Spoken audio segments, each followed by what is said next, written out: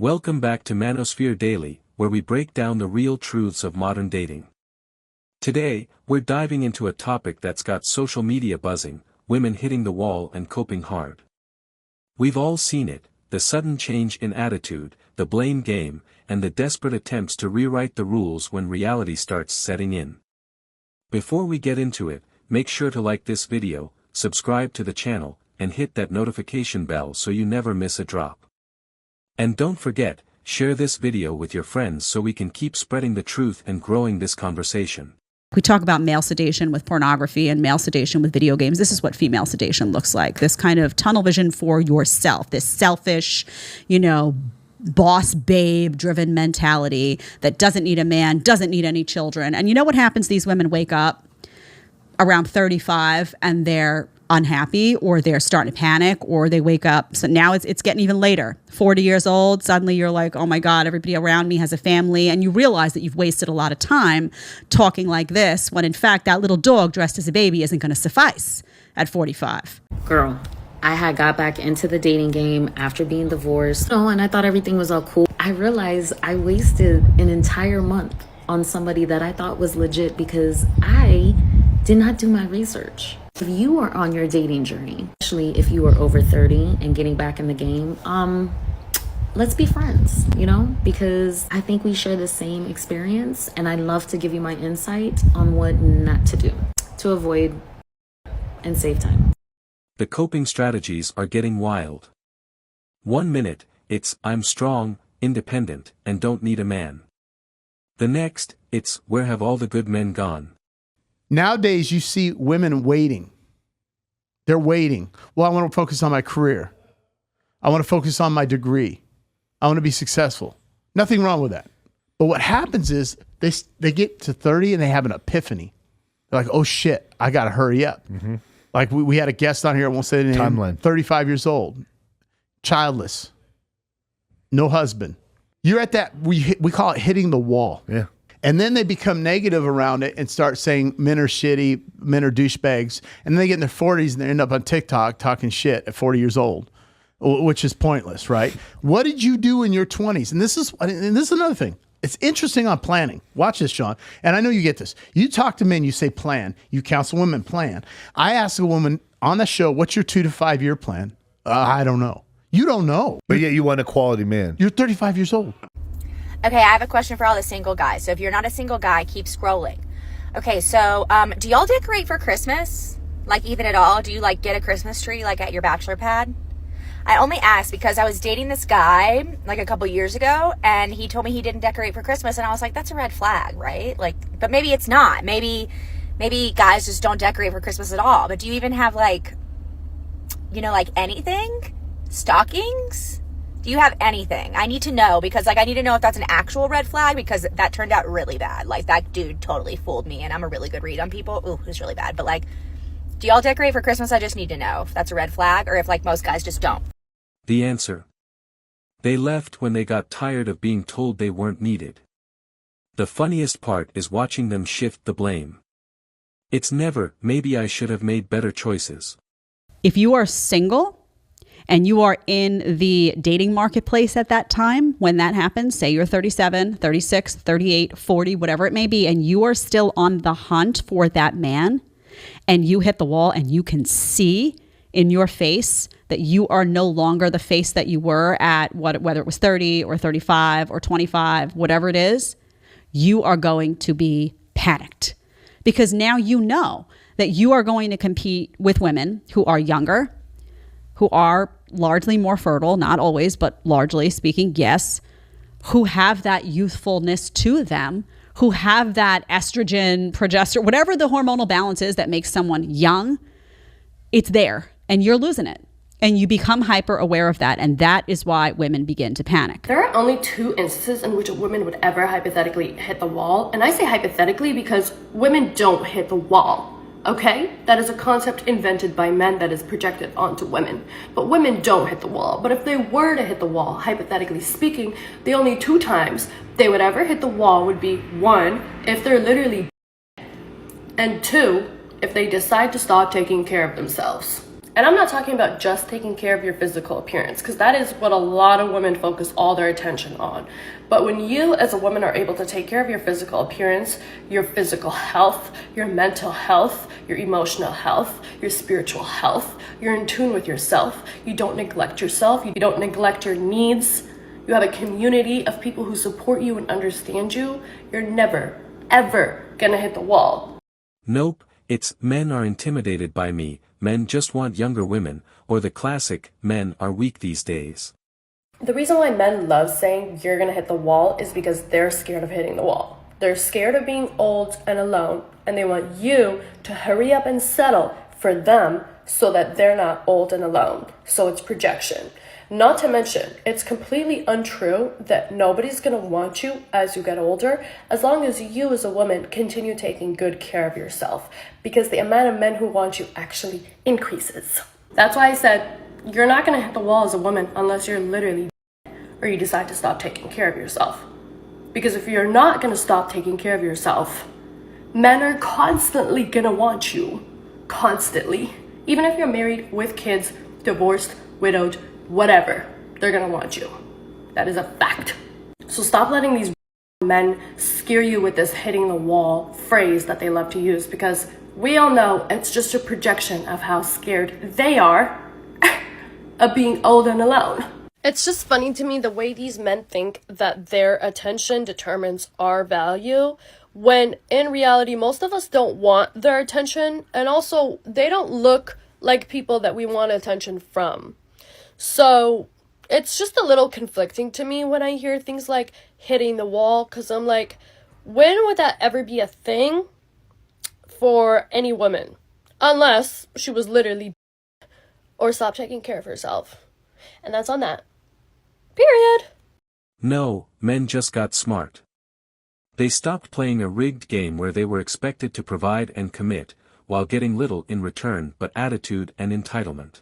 Let's talk about what Charlie Kirk said. We've basically told a great generation of young women, don't get married, don't have kids, go get a corporate job, and it's created mass political hysteria. And then in their early 30s, they get really upset because they say, the boys don't want to date me anymore because they're not at their prime. And people get mad when I say that. Well, it's just true. If you're in your early 30s, I'm sorry, it's like you're not as attractive in the dating pool as you were in the early 20s. But again, you have your corporate job and cats, so I thought, This generation of women, I would say generations of women, have been fed this idea that it is more important for you to make money and to be independent and to live on your own in your 20s and your 30s. And then you are going to find a guy who wants to marry you. You're going to settle down. You're going to be able to have kids, and you can spend the next 10 to 20 years doing it all or balancing both. And that is a lie. That has absolutely caused mass hysteria. That is a lie that has caused a lot of disappointment and devastation. So it's been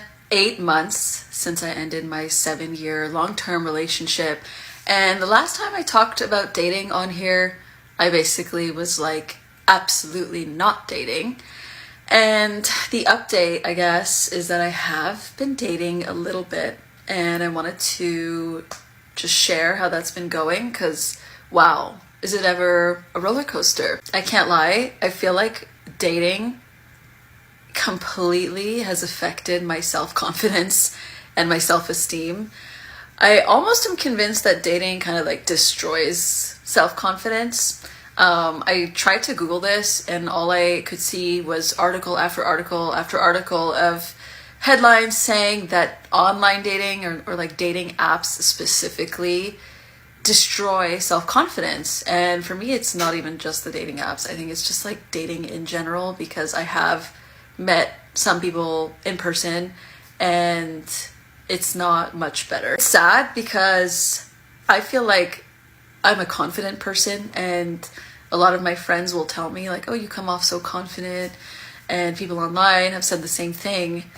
But when it comes to dating, I feel like for so many reasons, I just haven't felt super confident. And thank God for therapy, because I've been able to talk through certain situations and certain feelings with my therapist, and it all makes a lot more sense now. Now, instead of adapting, they're out here making podcasts, writing essays, and having full meltdowns on social media about how unfair life is. Hitting the wall typically starts in a woman's mind. It doesn't have a lot to do with her beauty. It starts with her mind. When she hits, say, 30, this is kind of when you start seeing it.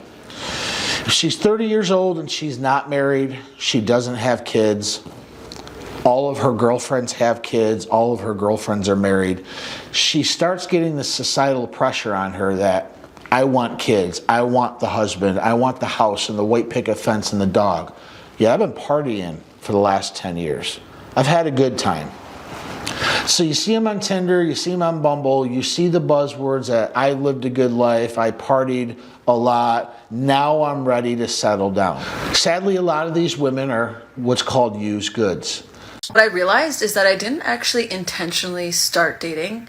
What had happened was I met someone in person and they were really cute and I gave them my number, and I didn't consciously decide that was when I was going to start dating.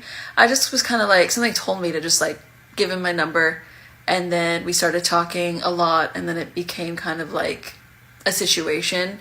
But yeah, I never consciously made that decision to start. It just kind of happened. And because that situation was so kind of intense, I had decided to kind of divert my attention onto other people and in other ways. And so that's when I was like, okay, well, I guess I have to start dating now. So it didn't really feel like a choice. I think that's definitely what caused my self-confidence to take a hit, is that it wasn't my choice. And with my therapist, we kind of talked about what the reasons for dating would be for me. And I never really had thought of it that way, but it was really helpful. It was a great exercise. Basically, I listed the reasons why dating would be something that I would do, not necessarily why I'm doing it now, but what would the reasons be?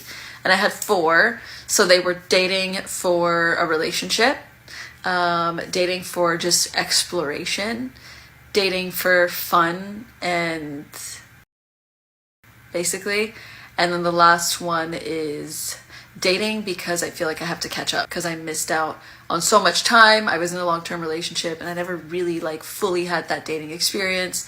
So those were the 4 reasons, and he had me sit with each of those and notice how each of them felt. And what was shocking was that none of them felt right except for the exploration one. And then I realized that's actually what has worked the best. It's when it switches to thing that the issues start to happen.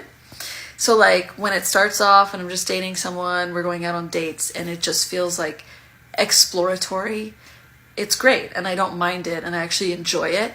But then as soon as I'm well, what does this mean now? Do they like me? Do they want to take this further? Do I feel safe?